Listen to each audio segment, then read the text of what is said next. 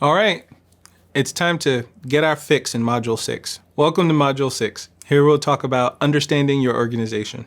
In understanding your organization, we need to know who's doing what, who can do what, where do your factories and manufacturers play their part in your process, and we're going to talk about finding your champions. When we take a look at who's doing what, we want to understand from concept to consumer, how is the baton being passed from person to person, entity to entity. This will help you identify where some of the issues may be and the best places to introduce 3D to your process to get some of those early wins. We want to take a look at who's creating which assets. So you need to know who's creating your illustrations, who's creating your patterns, and who's creating the specifications for your patterns. All of these things need to work together in a 3D environment, especially when the 2D component of your 3D is such an important part. We also want to take a look at where are the hiccups. A great place to start is to just ask some of the people on your team, hey, what is the frustrating part about getting your job done? If you can reduce some of those frustrations, you'll definitely win your champions over and have people who are ready to lead your 3D implementation to success. You may also want to look at which section of the process is the most time consuming. Where are you losing the most time in your process? Where are you creating extra weeks of iterations? Because these are things that, again, would be a great place to introduce 3D to reduce some of those pain points. Think about all of the departments within your organization that could benefit from 3D. This might be design, this might be in fit, this might be in sampling, or even in photography. One of the beautiful things about our industry is no two companies are alike. Everyone has a different configuration to get their job done and done well. Everyone's product is a little bit different. That's why there has been so much room for so many different brands on the market. Everyone has their own way of doing things. Everyone is creating products that customers are drawn to. So we all have different ways of getting that done. You may have a small organization. There are some specialized companies that create products using a very, very small team. There are also companies that have large global teams that are working together pretty much around the clock. So definitely have a great understanding of who is doing what and what your organization looks like. And know when you're speaking with your solution providers, we need to make sure that you are getting a solution that fits the size of your company today and the size that you intend to be tomorrow. Sometimes when we talk about who is doing what within an organization, it's not always internal. There are many examples in our industry where the pattern process is something that is completely handled in another part of the world. You may have a factory that's doing all of the pattern work for you. If you want to adopt a model that allows your designers to modify designs that have already been created by a pattern team, sometimes that then can require you to work with your factory if that's an option available to you, if you don't have an in-house pattern team. This is why it's really important to understand who is doing what and to what extent as well. Next, take a look at what sort of talent you already have. Very often in our industry, it's built on an idea of having everyone perform the function inside of their own box. So some organizations may have a director and then you have designers. The designer will pass things off to a tech designer. The tech designer will pass things off to a pattern maker. And everyone does their own part, but we're not necessarily educated that way. You'll find very few programs around the world that educate people to really occupy one column. And we have people who go into industry and have other skills that they're just not able to use. You have technical designers who have great design skills, and you have designers who are also very interested in pattern making.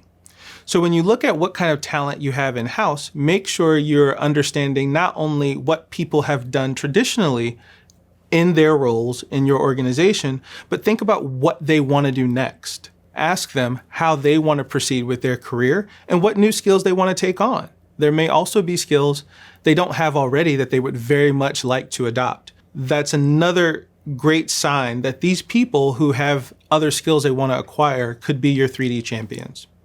You want to do an audit And it doesn't have to be as formal as that sounds, but you want to do an audit of the skills you have in-house. Think about what software people can use. There are a lot of solutions on the market in both the 2D and 3D space. So if you have team members who are already well trained on one product, that may help you get over the training hump if you decide to go with a solution that they're already familiar with, even though that's not what you're using in-house. Also, look at the skills of the people who aren't immediately in the team that you would consider as a part of your 3D revolution. For example, we've mentioned earlier how your first 3D simulation can also function as your first sample. Think about where that work would traditionally be allocated. Usually, your designer and your tech team and your pattern team would hand off that part of the work to a sample maker. You may have a sample maker in-house, or it may be at your factory. But one of the things that you are doing when you now have 3D as a part of your process is you're creating samples at the design or the fit level or the tech level even before it would usually get to a sample maker. So you're reducing the workload of the sample maker. It may be a great idea to have that sample maker come into the room with a design team and help them, because that's a person who already has a solid understanding of how the garments are going together. They know how to interpret the patterns, and they'll also be really great at spotting the differences between 3D and a physical sample that, again, can give you some of those great wins in reducing samples because of fit issues or sewing issues. When you're looking at what software solutions your team members are already experienced with using, don't just think about the solutions within the apparel CAD space. You may have some team members who are already great with Adobe products or other 3D modeling products. Outside of apparel, you still have programs like Rhino and Blender, and that understanding of working in a 3D environment can be very helpful for your 3D implementation. These are also people who would then be able to create other assets that you might need as far as your 3D components to enhance your simulations. So it's always great to have someone who knows how to use 3D, and great to have people who are very comfortable in working with Adobe products as well. Let's make sure we factor in the factory. 3D has already been on the market for quite a while, so a lot of factories have adopted 3D in some sense. Now remember, your factories are already accustomed to creating the kind of garments that you create because they've been creating them for you. So they may also be able to give you a better lens into which solutions better suit that product category. If your factory is already working in 3D, they may also be able to help you build out your skills, the skills of your team, and give you some assets to test out within your own environment a bit sooner. For example, if your factory can provide 3D simulations of some of the garments ahead of getting the first sample, those are also then simulations that you can share within the organization to see how people feel about them, to see what kind of information they can get from 3D, test them out in other departments. Sometimes we surprise ourselves when we share within our own organizations and our friends and team members provide ideas and solutions we had no lens for whatsoever. So if that's something your factory can do, that may help you get much further ahead in the game. And if you can really make the most of your investment in a 3D solution by using it in different departments, that's something that they're going to love you for in the finance department. Another great thing to do before you start engaging some of the solution providers is really take stock of what you've already purchased. You'd be very surprised to know what sort of licenses may already exist within your company. As companies move on from one solution to the next, there are often licenses of older software that's left behind.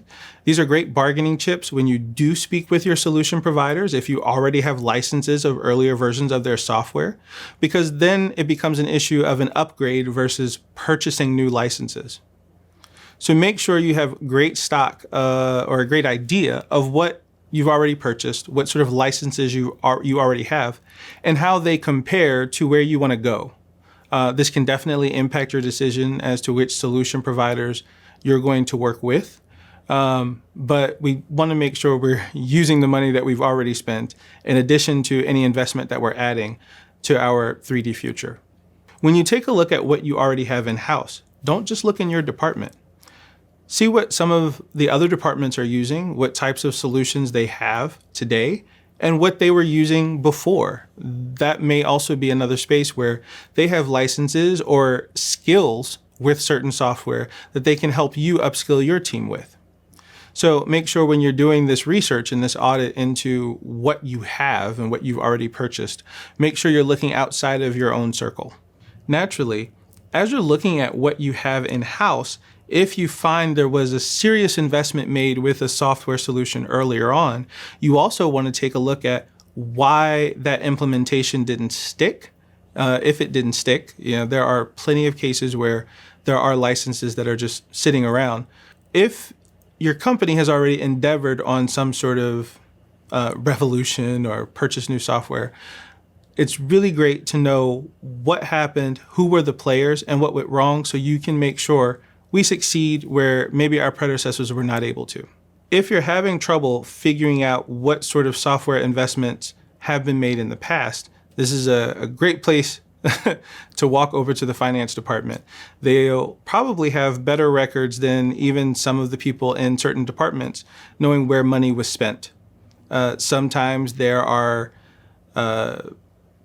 fiscal years ending and money that needs to be spent, and it gets spent on software sometimes. So make sure you talk with your friends in the finance department to get a good idea of where you've already spent. Once you've taken a good look at who's doing what, who can do what, and what you already have in-house, this is a great place to start to string together some of these different factors to figure out what the low-hanging fruit can be in your implementation. By low-hanging fruit, I mean, where are you going to get the earliest wins? We all love a return on our investment. So if we're thinking about that early and we have a great snapshot of what our team members are interested in and what we've already spent money on, especially if we can capitalize on those investments of yesterday, these build champions up and down the ladder. And this is only going to help your implementation. So for low-hanging fruit then, to give some of those early return on investments and to satisfy our champions, we want to make sure, again, we are implementing 3D at the right time and in the right places. Again, whether it's your fit team or your 3D team, if you have them doing the work of putting the simulations together, make sure you start with a category where they can see the fruits of their labor early. This is so important. Sometimes it's really easy to alienate your team if you don't start with really achievable goals.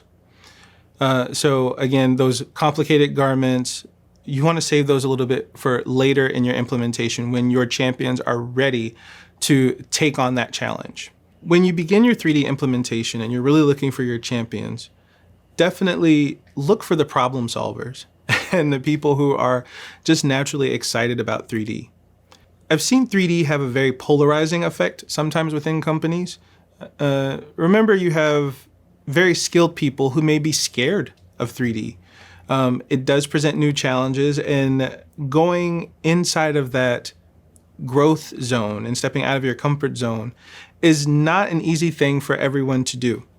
So as you're doing that, make sure you do what you can to bring along those people who may be scared, because once they're able to see some early wins and fruits of their own labor, then it may turn them around completely. And sometimes your best advocates are the people who are originally kind of apprehensive about making the journey. Another great way to think about who is your champion is to look at the people who like creating solutions. I like to think about the different personality types as someone who is a box checker versus someone who is a box creator. You have some people who do really well when they have very well-defined parameters for a project. They know exactly what to expect. They know when it will begin and when it will end.